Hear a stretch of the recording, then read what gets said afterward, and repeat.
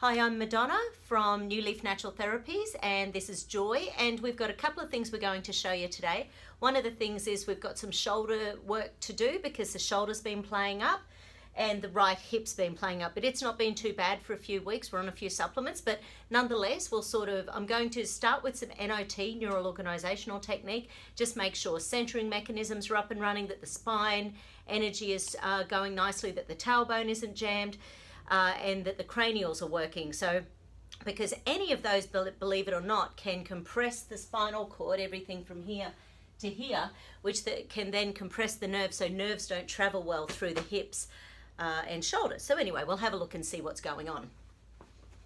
So firstly, I'm going to make sure the neck's in place. The neck doesn't tend to be a big issue, but as you would know, sometimes neck issues relate to shoulder issues, because as soon as the neck feels tight, the shoulders tend to come up.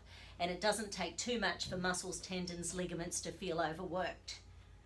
Okay, so the leg length, the left leg is shorter than the right, and it's even worse like that, which indicates that the left atlas is out of whack. So I'm just going to find it. There it is. Bit sore? No, but the whole side of my neck down there is sore, like one of the sinews or something. Okay, so the whole of that left side of the neck is quite tender, but the atlas itself isn't sore. Breathe in and out, and breathe in and out, and breathe in and out. Beautiful. So now let's see if the leg length has changed. Sometimes it does, sometimes it doesn't. Oh, that's much better, and that's much better. So now, tapping releases bone memory, so I do tend to tap a lot along the spine because it's an easy way of getting more information out of the body, and it's quick and easy and it doesn't take any energy. So firstly, I'm just going to make sure that this side of the sacrum and this side of the occiput are communicating, and then I check the other side, and then I check the whole occiput with the whole sacrum. Okay, hold the leg up, perfect. Hold the leg up, perfect. And then hand across both legs and hold up, and that's the one that's unlocking. So in other words, the whole occiput and the whole sacrum is jammed. So you might have heard about, in chiropractic terms, the sacral occipital technique. This is a little kinesiology way of getting in there and just getting them to communicate better with each other. So once again, arm across both legs and hold, and now that's locking. Now, next thing I'm going to check is the tailbone. So the tailbone, the dura attaches to the tailbone, goes around the dura, attaches here at C3, the tip of the skull, and then it attaches on the sphenoid and the jaw. So if I stretch the tailbone this way, hold the leg up, it doesn't like that. So it likes being compressed. It's trying to protect the body, but we want to stretch it back out. So I'm going to pull C3 up at the same time I'm pushing the tailbone down. Breathe in and out and push. Breathe in. Push what? No, I'm doing it. Breathe out. And breathe in and out. So that was lifting C3 and pushing the tailbone simultaneously. And hold, and now that's locking. Next thing I'm going to check is the tailbone with the sphenoid bone. So all I do is touch the sphenoid and stack it in, or save, and hold. That's fine. And next thing I'm going to check is the tailbone with the jaw, and hold. Oh, and that one's not so fabulous. Okay, so I'm just going to do a little mantra here. Eyes open, eyes closed, it's dark, eyes open. Eyes open, eyes closed, it's dark, eyes open. And hold. Beautiful. Okay, next one I'm going to check is the spinal respiratory fold. So there's bones that basically support energy from out throughout the rib cage. So once again, tapping, and then see if it unlocks, and hold. No, that's fine. Next one I'm going to do is a knife hand on the sacrum and hold, and that one's unlocking. This one's called cardiac back. So when the sacrum is jammed, and it was jammed because we know the sacrum and the occiput weren't communicating, the other thing that it does when the sacrum is jammed, it can be stopping the energy to the spinal respiratory area through here. So we want to connect these two little areas.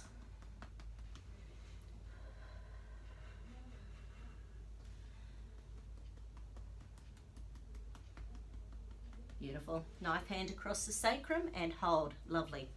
Okay, next one I'm going to check. They're called ischial tuberosities, and these are centering points for the buttocks. And hold. Yeah, not 100%.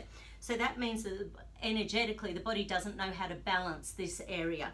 Once again, my little mantra: eyes open, eyes closed, it's dark, eyes open. Eyes open, eyes closed, it's dark, eyes open. Eyes open, eyes closed, it's dark, eyes open.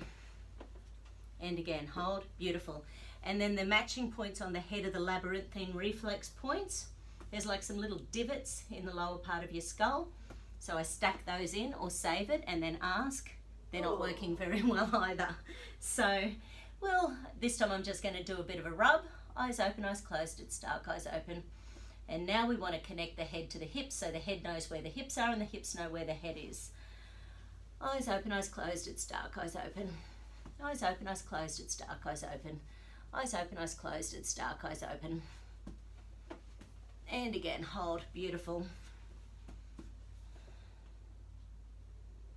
Oh yeah, okay, so another little thing I'm going to check, because the pelvis isn't as strong as it should be. There's a little tiny muscle on the inside of the pelvis. So lift this leg up, let it fall out to the side. Hold out, don't let me lift up, okay? Hold out, okay, not quite. And hold out, don't let me lift in. That's not working. Okay, which means that there's energy through here that's jammed and it's not allowing the best nerve supply down through the hips and the pelvis. Whenever things are unlocking, there's nearly always muscles that are overworking, and the overlocking muscles are too tight, so that's going to make things pull. And once again, we'll see if that's better. Let the leg fall out, don't let me pull into the center, that's better. And out, and don't let me push into the center, excellent. Okay, I'll get you to turn over onto your back.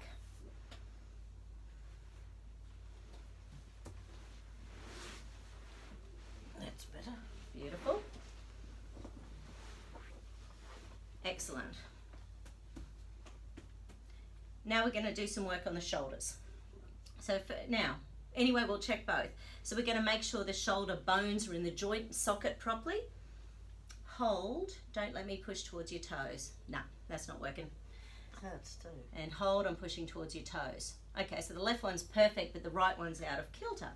So just relax, and I'm just going to gently pop it back into the joint. It only has to be at 1 millimeter or 2 to cause pain. Hold. That's better. It's not 100%.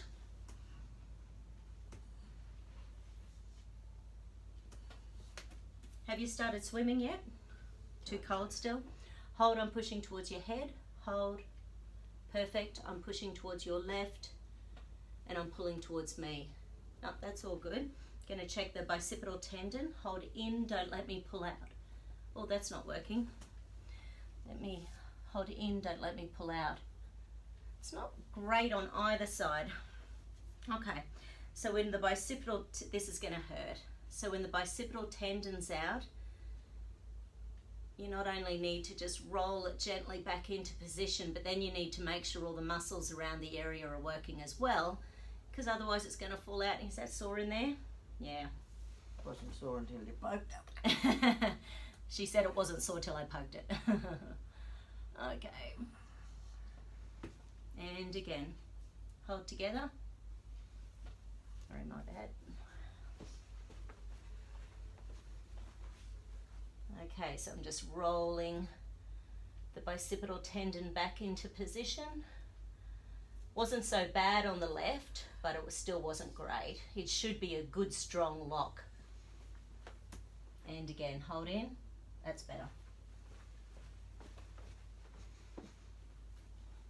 Now we'll just spend a couple of minutes checking all the major muscles around here.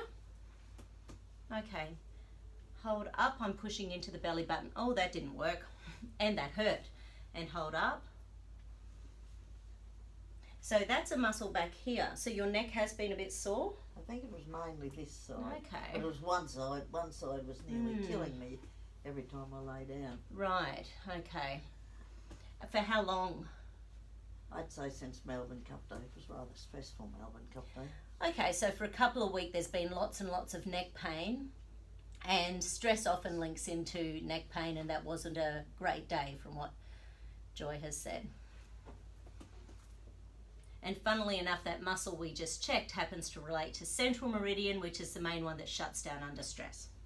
And hold up. That hurt, but And hold, no. but it was better. Yeah. Next one I'm going to do, which also often unlocks with stress, is the pec major clavicular. Hold in, I'm coming down and out, that's fine. Hold in, I'm coming down and out, not so fine on that side. Okay, so this is a neurolymphatic point, it adds energy to that muscle. Yeah, right, the meridian runs straight down through the shoulders and the hip.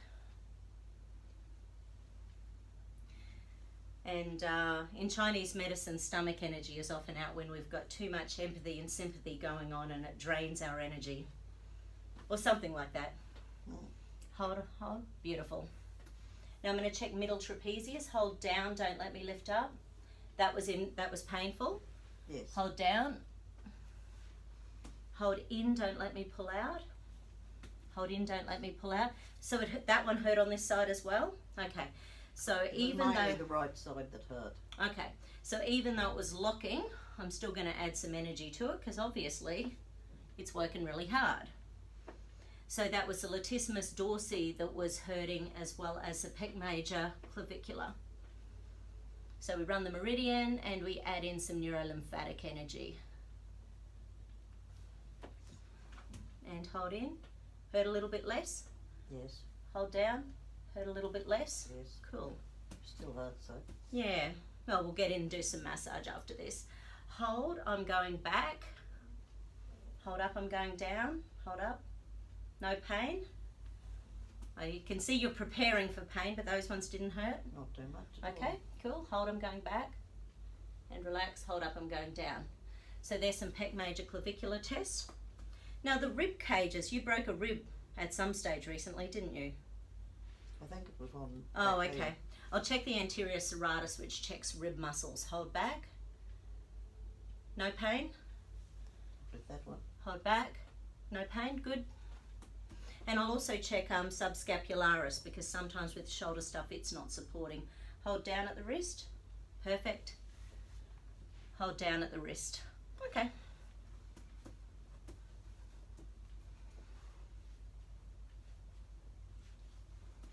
Now, I won't do it now, but I might just check to see whether there's some survival stuff, because I want to keep these videos nice and short, but just out of curiosity, whether or not survival or stress has actually thrown these shoulders and the neck out. So this is survival switching. Hold. Did it hurt? Okay, that one hurt. Hurting often means it's overworking, so there's some real energy in there that's causing pain. Hold up. That one's deep survival. And hold, and that one's hidden deep survival. Okay, which means there is stress locked in with these shoulders and neck muscles, which means that we're going to have to do some emotional gear as well, but we'll leave that for another time. Thanks, Joy.